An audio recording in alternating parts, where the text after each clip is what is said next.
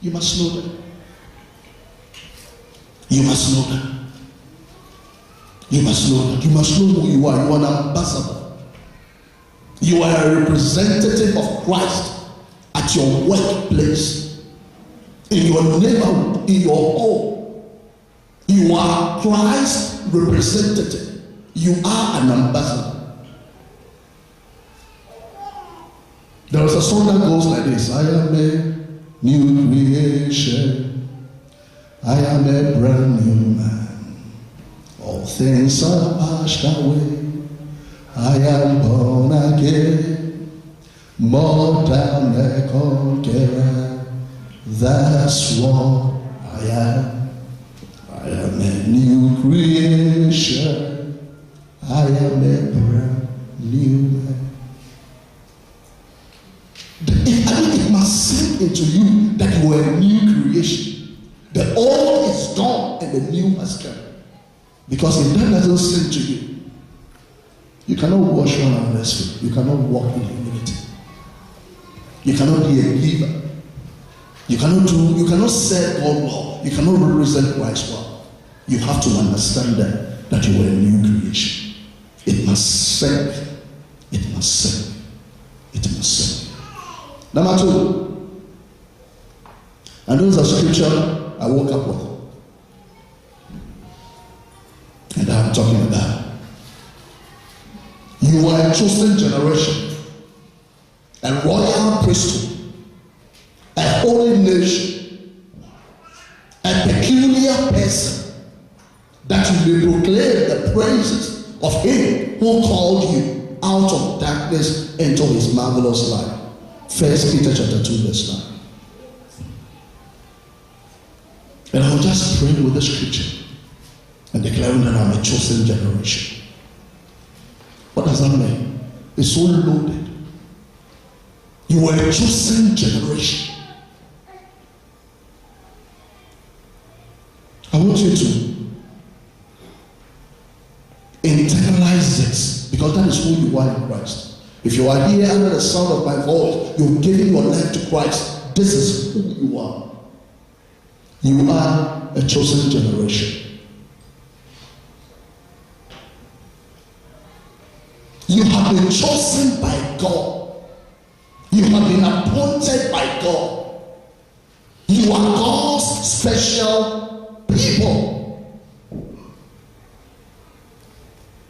You see, when that sinks into you, you don't really care what is happening to people, how people are running. Sometimes there is a tendency to look at the success of people, the breakthroughs of people, and what people are enjoying, and ask yourself, so why? But if this will sink to you, I believe it will help you. You are a chosen generation. You are a royal priesthood. You are a holy nation.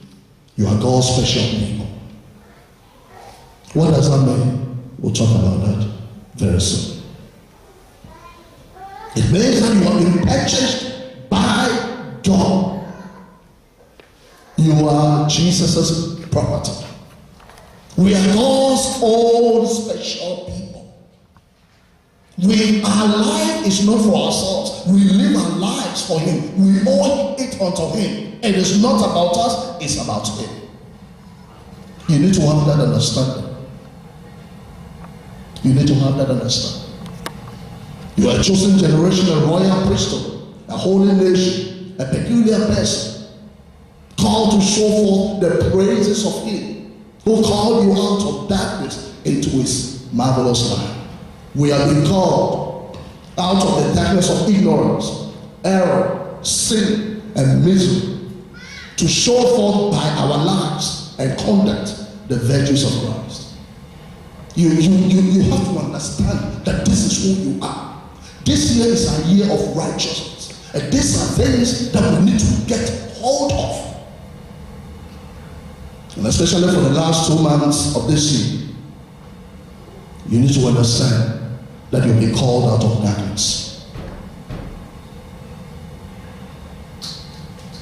You have the dignity of kings and the sanctity of priests. That is who you are. You are a king. The Bible says we are royal priesthood.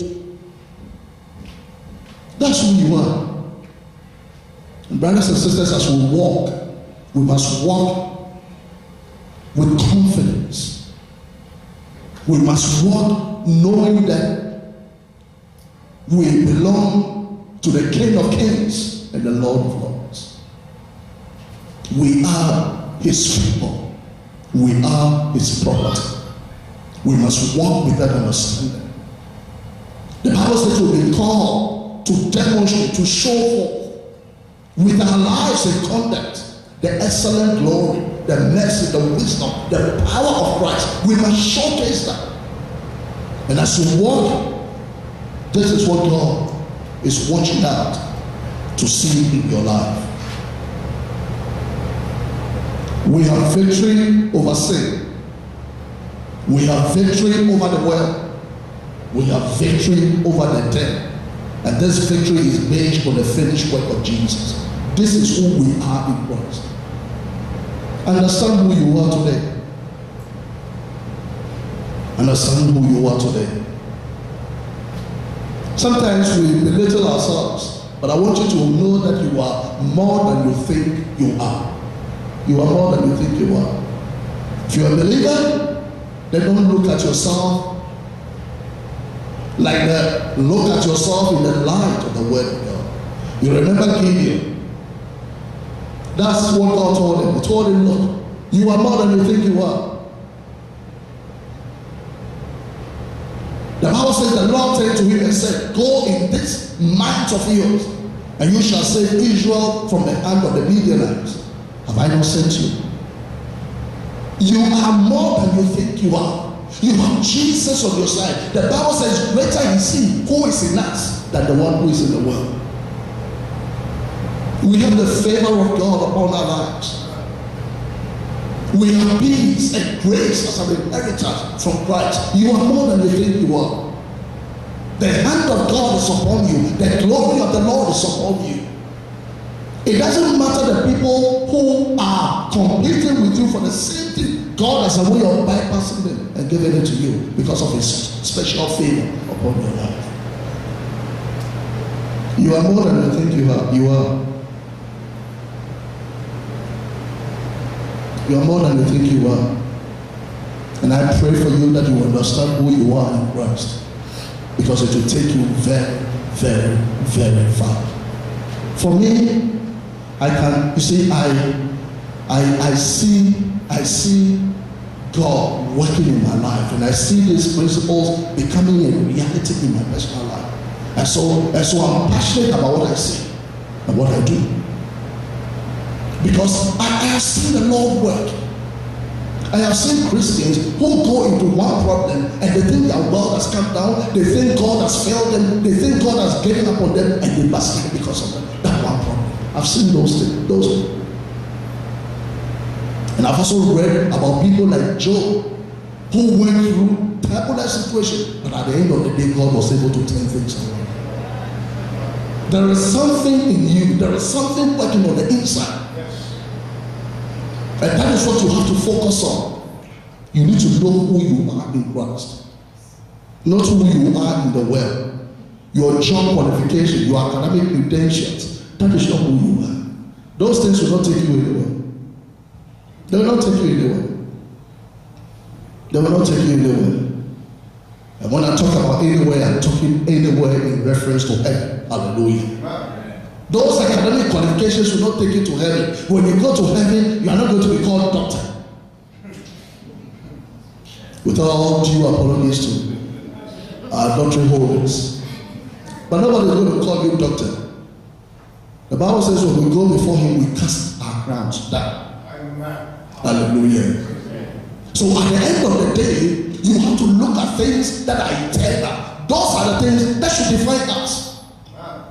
And not the houses we have, and the investments we have, and how smart we are, and the cars we are driving. Those things does not define us.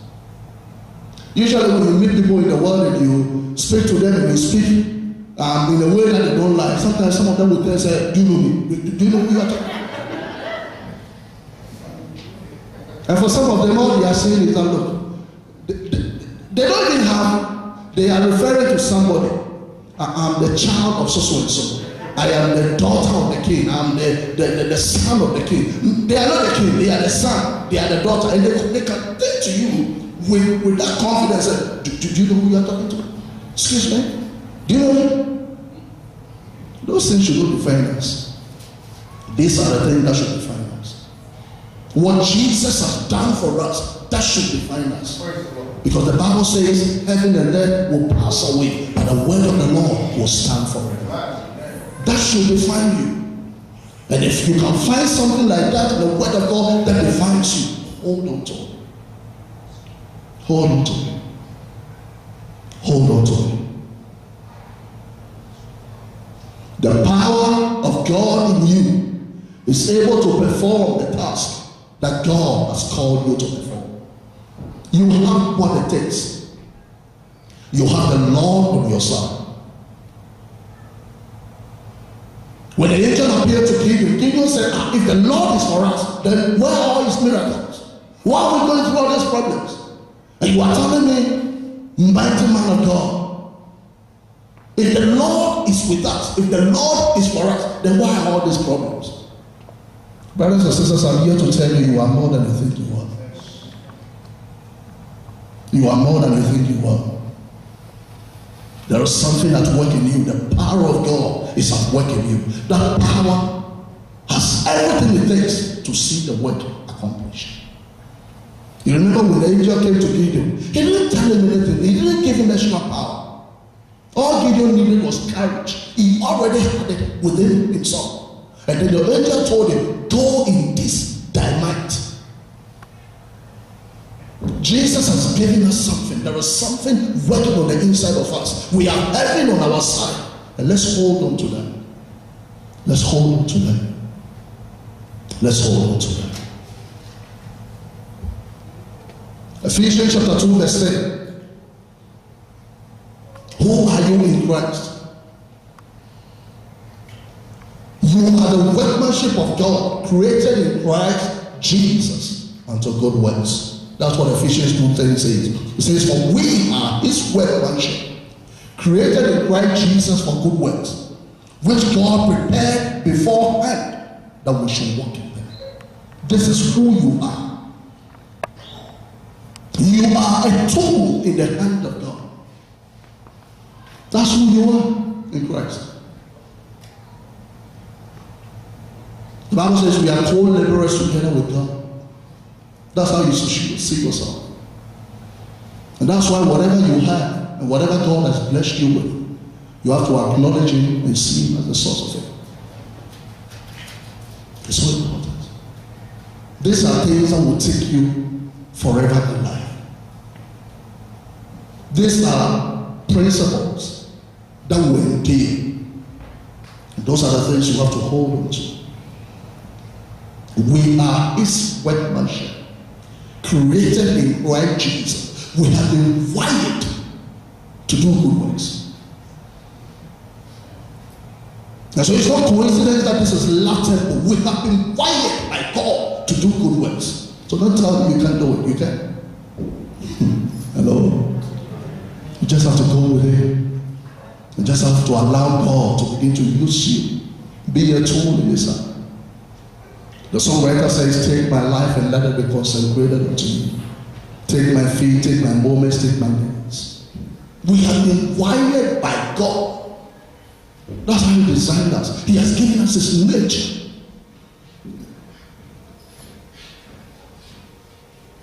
We have to do the best we can for him, for humanity. Understand who you are. You are his workmanship, created in Christ Jesus unto good works. That is who you are. You are a covenant child.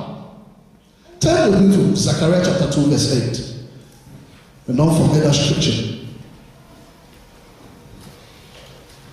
And I'll be closing with this particular slide. Zechariah chapter 2 verse 8. For thus saith the Lord of hosts, after his glory has sent me to the nations who planted you.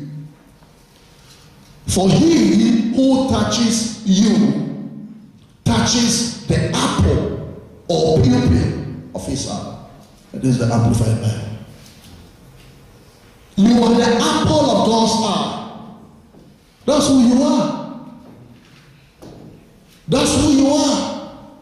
And the Bible says if anybody touches you, that person is not touching you. He's touching Jehovah. And that is how you have to see yourself. That's how you have to see yourself. This is who you are. This is who you are. And this morning I'm here just to remind you. God woke me in the middle of the night and reminded me of 1 Peter 2:9. That Lord Emmanuel, you are a chosen generation. And I began to pray that scripture. I said, I am a chosen generation. I am a royal priesthood. I am a holy nation. I have the dignity of a king. I have the sanctity of a priest. I will not live my life anyhow. I will consecrate my life to you. And I will just declare that. I've been called to sing the praises of him who called me out of darkness into his marvelous light. I'm out of the darkness of sin, darkness of error, and I started confessing that over my life. Jesus, knowing where he came from, knowing what God has given into his hands, knowing where he was going, the Bible says he rose up and began to wash the feet of his disciples. It's time to stir up the knowledge of who we are in Christ. If any man is in Christ, is a new creature. This year is our year of righteousness. You have not been wired for sin, you've been wired for righteousness. The Bible says righteousness exalts, righteousness promotes. Already I have seen some promotion in my life, and I thank God for that. And I'm seeing God touch me in various aspects of my life, and I thank him so much for it. But I'm going to continue to do what I'm doing now, because I'm a chosen generation. I'm a royal priesthood. I'm a peculiar person. I'm God's special person. The Bible says you are the apple of his eye. If anybody touches you, touches God. Have that understanding. And let's rise up to do what God has told us to do. We are here at such a time like this for a reason. And let's understand who we are, and let's do what we can do. We are just instruments in his hands. And let's avail ourselves. Be like Esther, who declared, if I perish, I perish. But I'm willing to take a stand for God. Take a stand for him. And especially if you have this understanding of who you are in Christ. If you know you are the ambassador, if you know you are representing me, then you can take a stand and you can serve. I close with this finally. That it's time to stir up the knowledge of who you are in Christ, so you can take your stand as a true ambassador. We have to take our stand as true ambassadors. We have to grow. We have to desire to walk in these things. Jesus said, if you know and you do, you will receive the blessing. He says, I've set an example for you that you wash one another's feet. Jesus knew he was the Lord. He knew he was the teacher. Yet he decided to go down and wash the feet of his disciples. I want to challenge you to rise up and take your stand as a true ambassador. Know who you are. Walk in these new creation realities, because that is who you are. Today we are going to be giving our first fruits to God. And if you know who you are, you know what God has given you, you know the source of that man. I've seen sometimes people struggle with tithing. But this is how somebody put it. He says you get to keep 90% and you only give 10% to God. So if the 90% is making you poor, forget about the 10%. Sometimes people think when they give that 10% they will become poor. But the reality of the situation is that you have 90, God has 10. Hallelujah. So we need to prosper out of the 90 and not the 10. Forget that money. That is not yours. And that is who you are. You are a tool in his hand. God will channel. You see, God blessed Abraham, and God told him, I'll bless you so you become a blessing.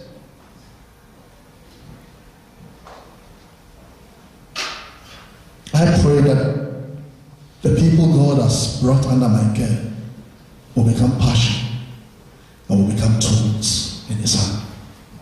I was reading the story of a minister of God who is so seasoned. And he was talking about tithing. And he was talking about one of the campaigns he had in his church. And the Spirit of God told him that he and the wife should give an equivalent of a year's salary.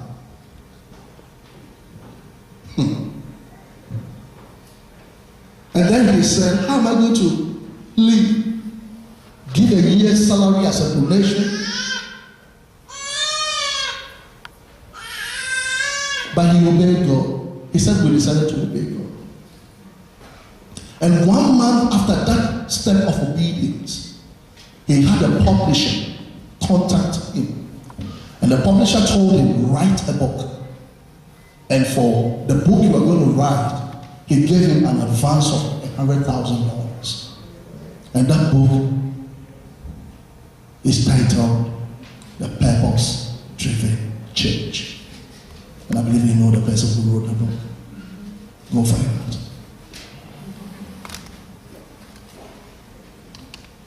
Go find out. He's the same person who wrote The Purpose Driven Life. That book is one of the best-selling books. I know people who stood in the congregation based on the blessings God has given them. One of the ministers I read about, they said that he calculated all the salary the church has given him for so many years and gave everything back to the church. And so now he's a lay minister. Because God has blessed him so much. You see, God is taking us to the point where we become channels. And by channel, it means that there are certain blessings that will come into your life. That is not for you. You see, God uses you as a pipe, as a conduit. And so he channels his blessing through you. And you should be able to say, okay, I think I don't need this. This guy needs that. This guy. So you begin to distribute the blessings of God. That is the level we have to get to. But you can't get to that level when everything that comes to you, you stop. You can't come to that level. You can't come to that level. And so that is the hard truth. But if we are talking about God, then we have to talk about him well. Because the devil said, Jesus I know, Paul I know. Who are you? We have to come to that level where we say, God, I want to be a blessing. And if you say you want to be a blessing, you will never lack. Because God will make sure that you have enough to take care of yourself. You will never lack. All you have to do is to take a stand. It's going to be hard. It's going to be difficult. The devil will try to do everything to discourage you. But you have to take your stand. Tithing is tithing.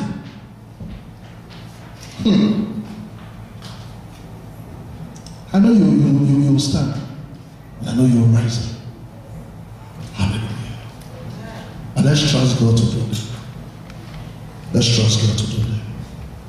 I'm so grateful to him. I'm so grateful to him. God has given me a promotion in my job. I'm so grateful to him. Hallelujah. He has done it for me. He's done it for me. So bow your head, let's pray. Bow your head, let's pray. You don't want to talk to me, talk to him. You know what you have heard today. You know what you have heard today. Just talk to him. Just talk to him. Say, God, I want to know who I am. And I want to walk in these truths. I'm a new creation. I'm a brand new man. I'm a chosen generation.